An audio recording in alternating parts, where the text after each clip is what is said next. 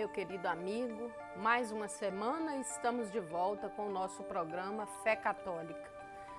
Programa exibido pela TV Kefas, no canal aberto 7.1 e nos canais fechados 2.0. Que bom tê-lo aqui conosco. Durante esse mês de agosto, conversamos sobre os doutores e doutoras da Igreja, homens e mulheres que, com uma vida de santidade e com brilhantismo intelectual, nos deixaram um tesouro na tradição da nossa Igreja. Juntamente com a existência de muitos desses doutores, o cristianismo enfrentou o surgimento de muitas heresias. O que é uma heresia? A heresia é a negação de um princípio da fé à qual a pessoa está vinculada. No início do cristianismo, muitos membros da própria Igreja negaram alguns princípios fundamentais da nossa fé. E nós podemos ter na ação corajosa dos doutores da Igreja a defesa da ortodoxia da nossa fé. Hoje nós vamos falar sobre uma das heresias que surgiu já no primeiro século da era cristã, o gnosticismo. O que é o gnosticismo? Ele era uma concepção religiosa muito antiga, de antes de Cristo, que veio do Oriente, provavelmente da Pérsia, e que vagarosamente foi se infiltrando na Igreja e gerando uma terrível heresia que foi severamente combatida, já pelos apóstolos São Paulo, São Pedro e São João, em suas cartas, e também por Santo Irineu, doutor do qual nós falamos durante esse mês de agosto.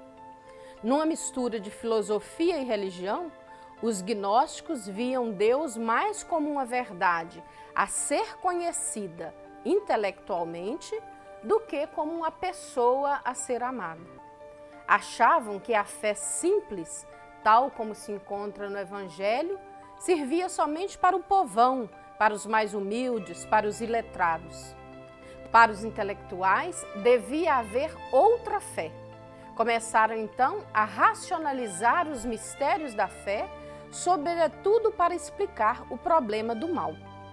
Afirmavam que toda matéria é má.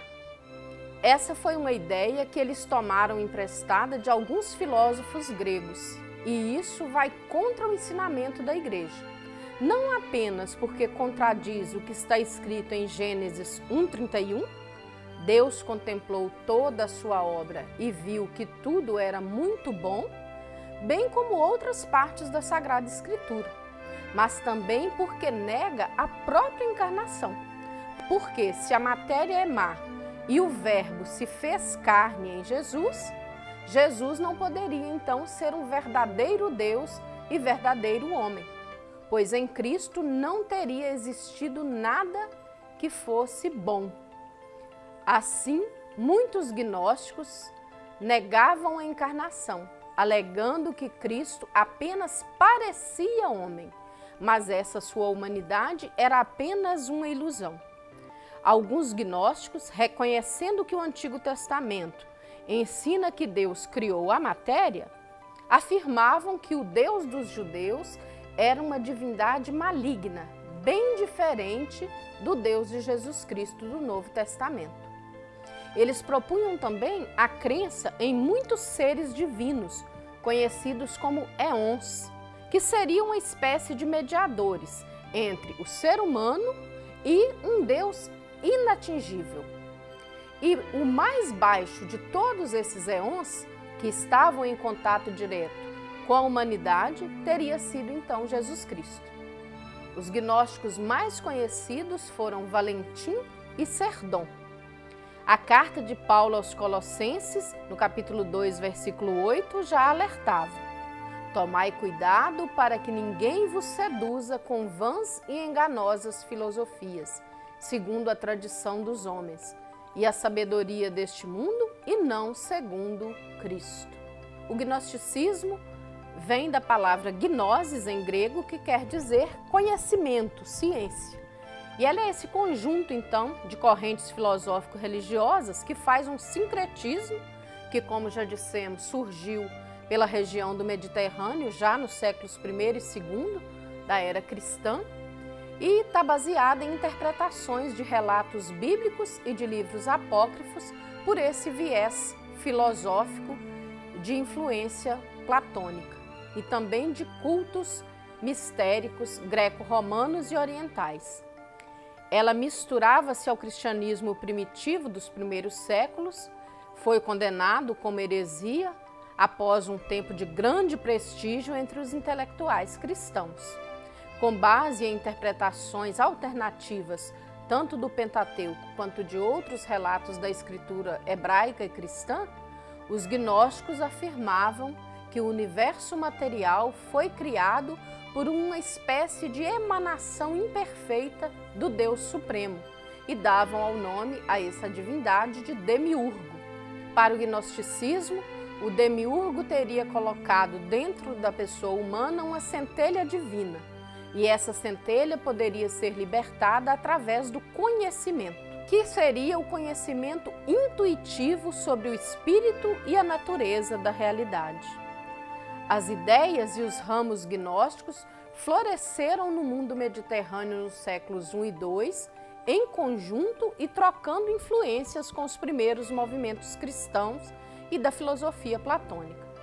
Mesmo com um considerável declínio após o século II, o gnosticismo sobreviveu discretamente ao longo dos séculos na cultura ocidental, remanifestando-se durante o Renascimento através do esoterismo ocidental e assumindo uma proeminência com a espiritualidade moderna.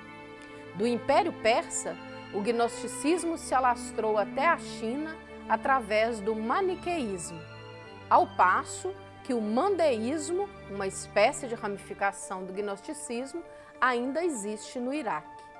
As primeiras definições e tentativas de destrinchar o gnosticismo ocorreram no contexto da era cristã. Embora alguns estudiosos suponham que o gnosticismo seja anterior ou contemporâneo ao cristianismo, todos os textos gnósticos até hoje descobertos são posteriores à primeira metade do século I, ou seja, pós-anos 50, época em que o cristianismo já estava estabelecido como uma religião através dos apóstolos. O estudo do gnosticismo e do cristianismo primitivo de Alexandria foram ambos reacesos após a descoberta da biblioteca de Nag Hammadi em 1945, os chamados Escritos de Qumran. Para terminar o nosso programa de hoje, gostaria de compartilhar com você um trecho da primeira carta de São João, onde ele combate ferrenhamente essa ideia de que podemos chegar a Deus plenamente só através do conhecimento intelectual. São João nos diz: para sabermos se conhecemos a Deus, basta ver se cumprimos os seus mandamentos. Quem diz que conhece a Deus, mas não cumpre os seus mandamentos, é um mentiroso, e a verdade não está nele. Por outro lado, o amor de Deus se realiza em quem observa a palavra de Deus. É assim que reconhecemos que estamos com Ele. Quem diz que está com Deus deve comportar-se como Jesus se comportou. Vejamos então, meus amigos, como é perigoso a gente achar que só por sermos letrados na Sagrada Escritura, por termos um bom conhecimento da doutrina da nossa fé, já conhecemos Deus suficientemente. Não. O conhecimento de Deus passa pela nossa capacidade intelectual, mas ele se manifesta de modo concreto e verdadeiro no nosso modo de agir, no modo como nós conduzimos a nossa vida. Para isso, nós temos o Evangelho de Jesus Cristo, que nos ensina como devemos viver para experimentarmos de fato a grandeza daquele que tudo fez e o fez bem. Deixo a você o meu abraço e voltamos a nos encontrar amanhã neste mesmo horário.